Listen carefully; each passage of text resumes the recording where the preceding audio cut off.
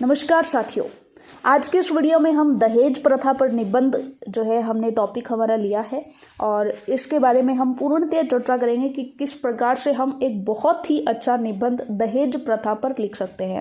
तो विषय है हमारा दहेज प्रथा।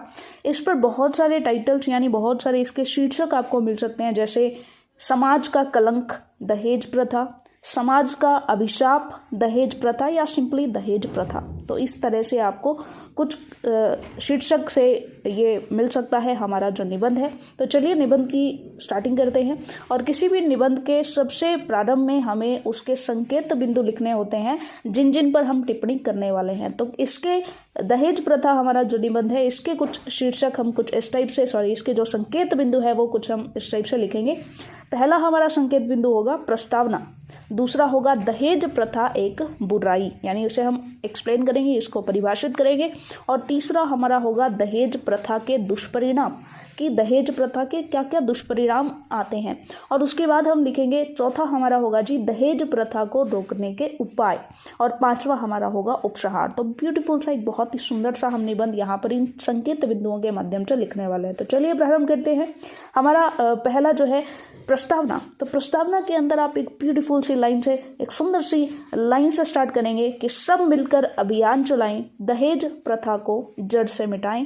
ये आप लाइन लिखेंगे और इसके बाद आप प्रारंभ करेंगे कि दहेज प्रथा जो है वो एक सामाजिक बुराई है जो आज बहुत तेजी के साथ पूरे समाज में फैलती जा रही है।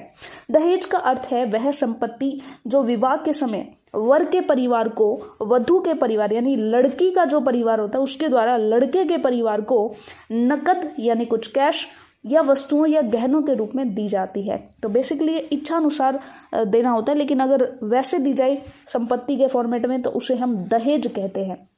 बेसिकली दहेज प्रथा जो है हमारी एक बुराई के रूप में सामने आती है।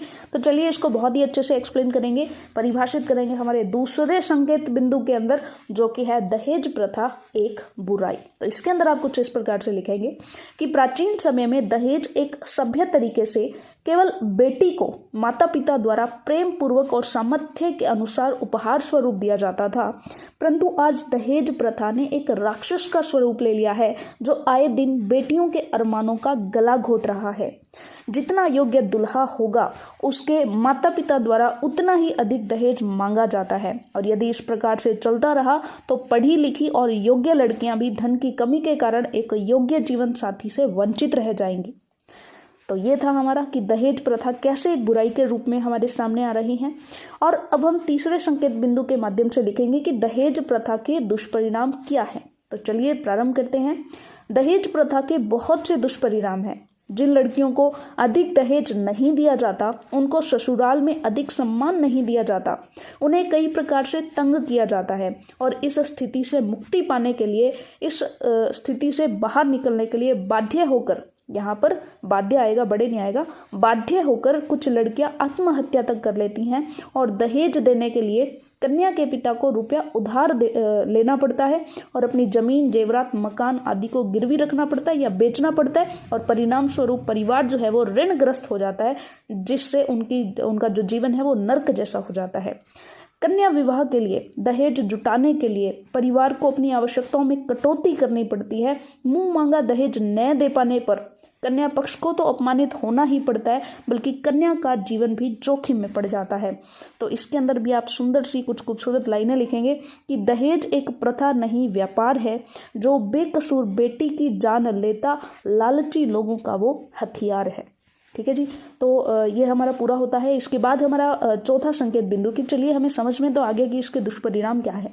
अब दहेज प्रथा को रोकने के उपाय क्या होने चाहिए, या क्या उपाय हम कर सकते हैं इसको रोकने के। तो देखिए, दहेज प्रथा को रोकने के लिए स्त्री शिक्षा का अधिकाधिक प्रसार किया जाना चाहिए, ताकि वे पढ़ लिख कर आत्मनिर्भर बने और अपने प्रति होने वाले अत्याचारों का खुले रूप से विरोध कर सके।